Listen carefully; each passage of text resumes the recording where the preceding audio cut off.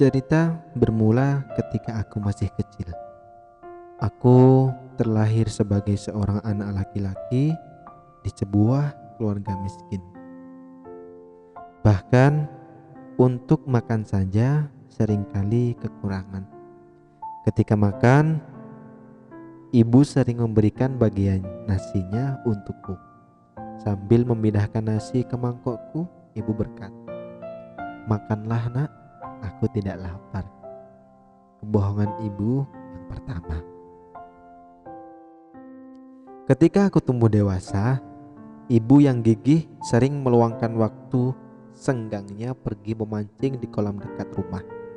Ia berharap ikan hasil pancingannya dapat memberikan sedikit makanan bergizi untuk pertumbuhanku.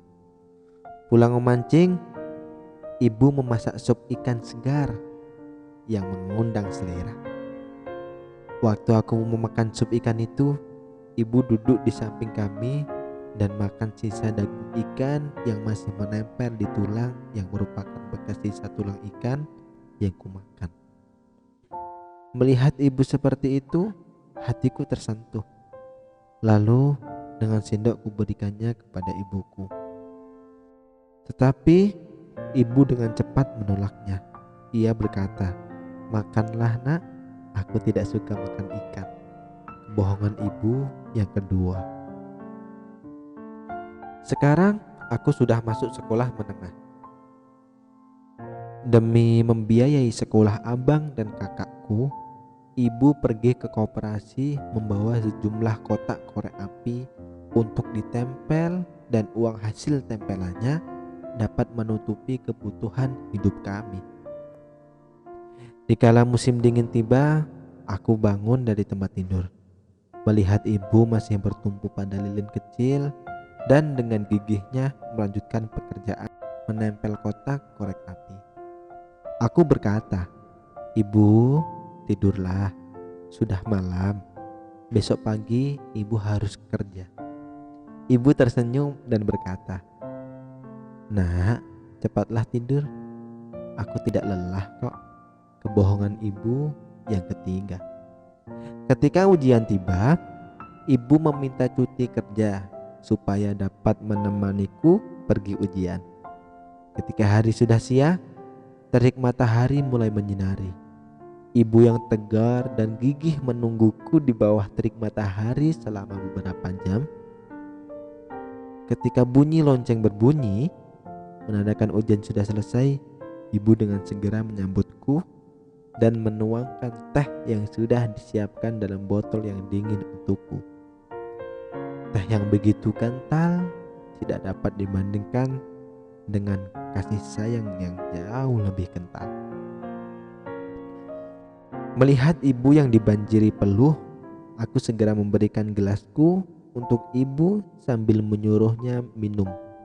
Ibu berkata, "Minumlah nak, aku tidak haus." Kebohongan ibu yang keempat. Setelah meninggalnya ayah karena sakit, ibu yang malang harus merangkap sebagai ayah dan juga ibu. Dengan berpegang pada pekerjaan dia yang dulu, dia harus membiayai keperluan hidup sendiri. Kehidupan keluarga kami pun semakin susah. Tiada hari tanpa penderitaan. Melihat kondisi keluarga yang semakin parah, ada seorang paman yang baik hati. Ia tinggal di dekat rumahku. Ia membantu ibuku baik masalah besar maupun masalah kecil. Tetangga yang ada di sebelah rumah melihat kehidupan kami yang begitu sengsara. Seringkali menasihati ibuku untuk menikah lagi. Tapi ibu yang memang keras kepala tidak mengindahkan nasihat mereka. Ibu berkata, "Saya tidak butuh cinta." Kebohongan ibu yang kelima. Setelah aku, kakakku, dan abangku semuanya sudah tamat dari sekolah dan bekerja, ibu yang sudah tua sudah waktunya pensiun. Tetapi ibu tidak mau. Ia rela pergi ke pasar tiap pagi, berjualan sedikit sayur untuk memenuhi keperluan hidupnya. Kakakku dan abangku yang bekerja di luar kota sering mengirimkan sedikit uang untuk membantu memenuhi keperluan ibu. Tetapi ibu bersikeras tidak mau menerima uang tersebut, malah mengirim balik uang tersebut. Ibu berkata, "Nak, ibu masih ada uang." Kebohongan ibu yang keenam. Setelah lulus kuliah, aku pun melanjutkan sekolah master dan kemudian memperoleh gelar master di sebuah universitas ternama di Amerika berkat beasiswa di sebuah perusahaan swasta. Akhirnya aku pun bekerja di perusahaan itu dengan gaji yang lumayan tinggi. Aku bermaksud membawa ibuku untuk menikmati hidup di Amerika. Tetapi ibu yang baik hati ini tidak mau menyusahkan anaknya. Ia berkata kepadaku, "Nah, ibu tak biasa tinggal di negara orang." Kebohongan ibu yang ketujuh. Setelah memasuki usia yang tua, ibu terkena penyakit kanker usus. Harus dirawat di rumah sakit. Aku yang berada di jauh seberang Samudra Atlantik segera pulang menjenguk ibunda tercinta. Aku melihat ibu terbaring lemah di ranjangnya setelah menjalani operasi. Ibu kelihatan sangat tua. Ia menatapku dengan penuh kerinduan. Walaupun senyum yang tersebar di wajahnya terkesan agak kaku karena sakit yang ditahannya. Terlihat dengan jelas betapa penyakit itu menyerang tubuh ibuku, sehingga ibuku terlihat lemah dan kurus kering. Aku menatap ibuku sambil berlinang air mata. Hatiku perih, sakit sekali melihat ibuku dalam keadaan seperti ini. Tetapi ibu dengan tegarnya berkata, "Nak, jangan menangis. Ibu tidak apa-apa. Ibu tidak sakit kok." Kebohongan ibu yang ke-8.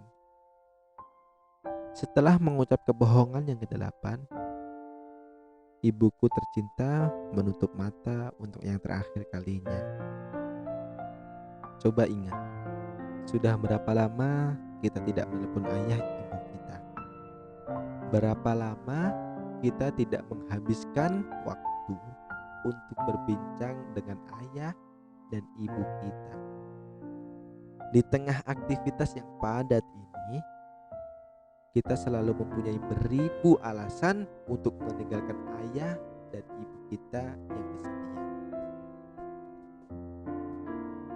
Kita selalu lupa akan ayah dan ibu yang ada di rumah.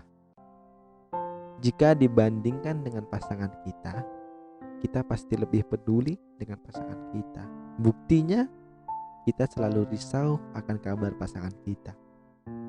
Risau apakah dia sudah makan atau belum. Risau apakah dia bahagia bila di samping kita. Namun, apakah kita semua pernah merisaukan kabar dari orang tua kita? Risau apakah orang tua kita sudah makan atau belum? Risau apakah orang tua kita sudah bahagia atau belum? Apakah ini benar? Kalau iya, coba kita renungkan kembali. Di waktu kita masih mempunyai kesempatan untuk membalas budi orang tua kita, lakukanlah yang terbaik. Jangan sampai ada kata menyesal di kemudian hari. Oke, Anda belum terlambat, karena hari ini merupakan besok yang kemarin. Kalau Anda tidak melakukan hari ini, siap-siaplah menyesal di kemudian hari. Saya Ahmad Sulhan pamit undur diri. Sekian dan terima kasih.